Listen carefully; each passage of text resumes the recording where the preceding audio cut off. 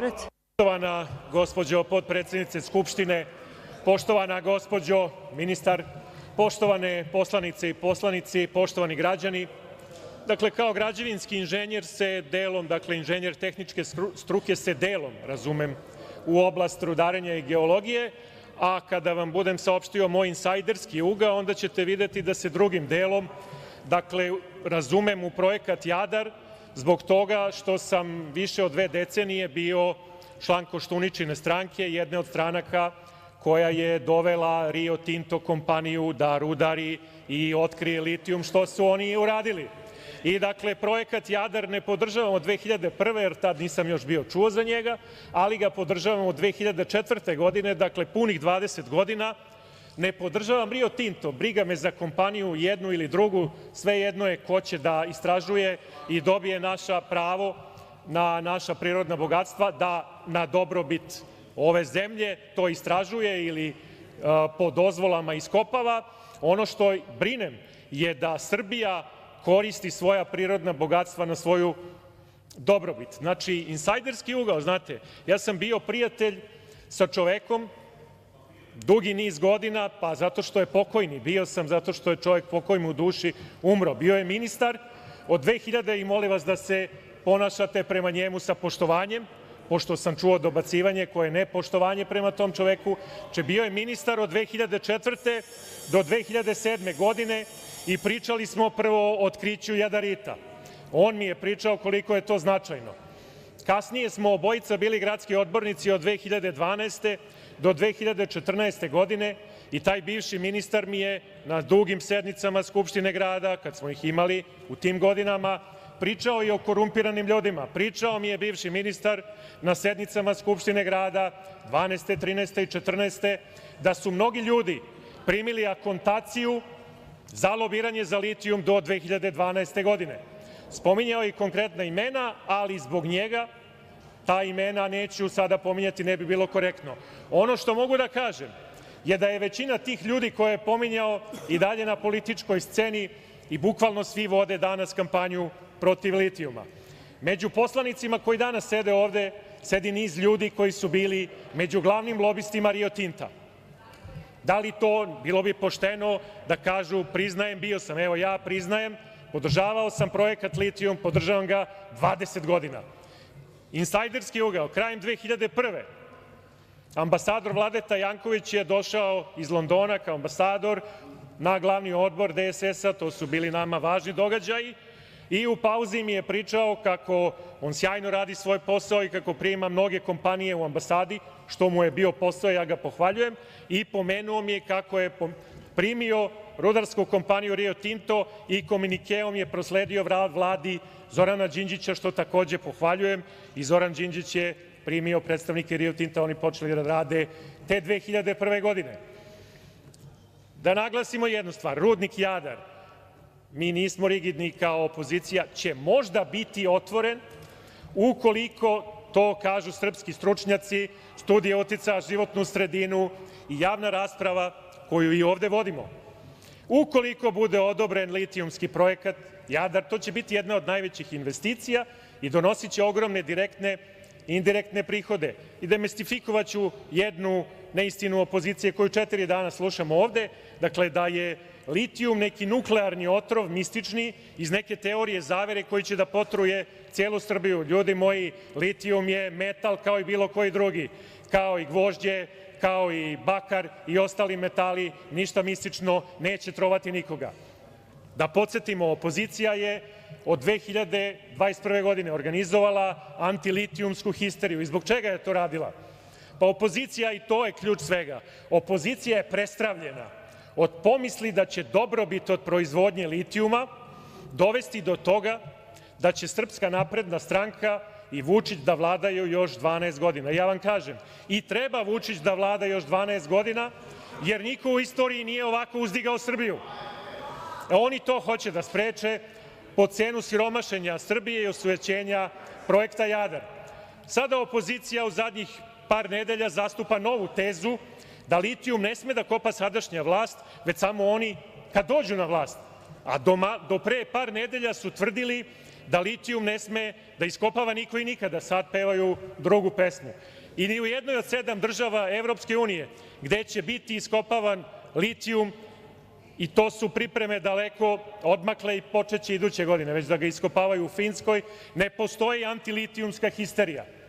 A sve zemlje, da podsetim, Evropske unije koje će kopati litijum su litijum proglasile projektima od prvorazrednog nacionalnog značaja. Kompaniju Rio Tinto je 2021. dovela sadašnja opozicija dok je bila na vlasti. I to je bio dobar potez, ljudi, ja vam to kažem. Mi iz SNS vas ne kritikujemo zbog toga što ste doveli Rio Tinto, nego što licemerno krijete da ste doveli Rio Tinto i lažno se predstavljate kao večiti neprijatelji Rio Tinta i litijuma. 11 godina ste davali dozvole, znate sve šta ste davali, govoreno je, neću to da ponavljam. Znači, da samo se setimo, Rio Tinto su doveli i 11 godina štitili, dakle, bivši ambasador u Britaniji, Vladeta Janković, Đinđić, Koštunica, Tadić, Dinkić, Mirko Cvetković, Pajtić, Dulić i mnogi poslanici i lideri opozicije, evo tu su sada sede, nek se jave. Dakle, oni su toliko dozvola davali da su zakucali Rio Tinto da jedini on može da eksploatiše litijum. A bivši ministar za NIP, Multicom tajkun, je 19 godina, što pozdravljam, podržavao projekat litijum.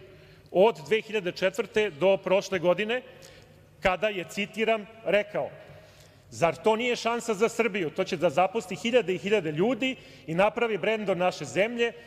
Kaže on, ja se ne zalažem za zabranu iskopavanja litijuma, ja verujem da je to šansa za nas, vrlo velika razvojna šansa, tako je, kraj citata. To je čovjek prošle godine rekao u emisiji Minje Miletić. Više poslanika je nama spočitavalo nekakvu akontaciju. Ja vas pitam, jeste vi primili akontaciju? Mi nismo, nikada.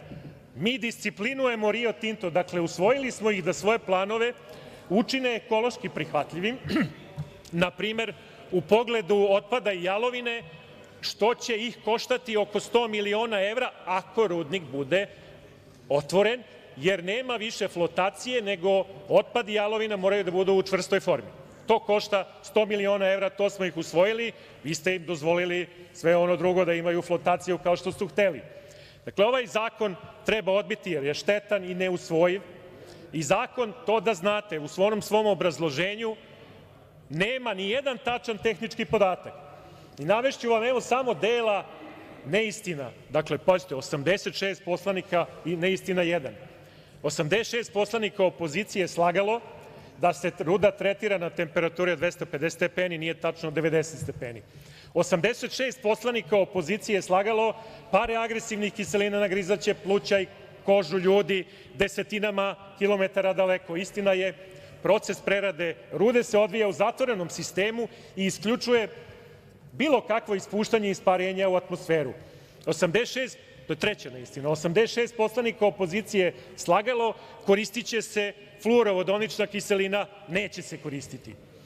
86 poslanika opozicije slagalo i o mnogo toga, i o vodi i o zemljištu, rekli su da će biti 10 rudnika. To je jedna laž. Istina je, neće biti 10 rudnika, nema 10 nalazišta litijuma, možda će biti jedan rudnik. Možda. Dakle, opozicija kaže, citirali smo stručnjake u svom obrazloženju.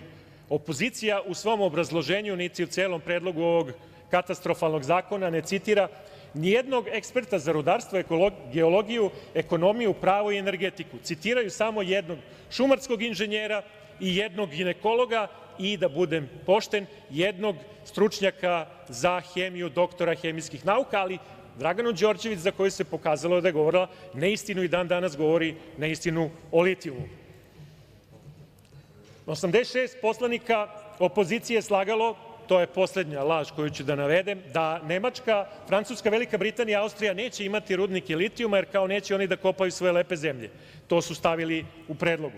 Istina je, od 2025. iduće godine, i to ovim redosledom, litijum se iskopava u Finskoj, Nemačkoj, Portugalu, Austriji, Češkoj, Britaniji i Francuskoj. A Evropska unija je značila litijum kao ključnu stratešku sirovinu i sa nama je potpisala taj sporazum. Dakle, oni su sad antievropski nastrojeni, idu protiv Evropske unije, u suštini hoće da se ne vozimo u budućnosti i već sad se vozimo električnim automobilima, opozicija hoće verovatno se vozimo fijakerima kao u 19. veku, jer to je ekološki.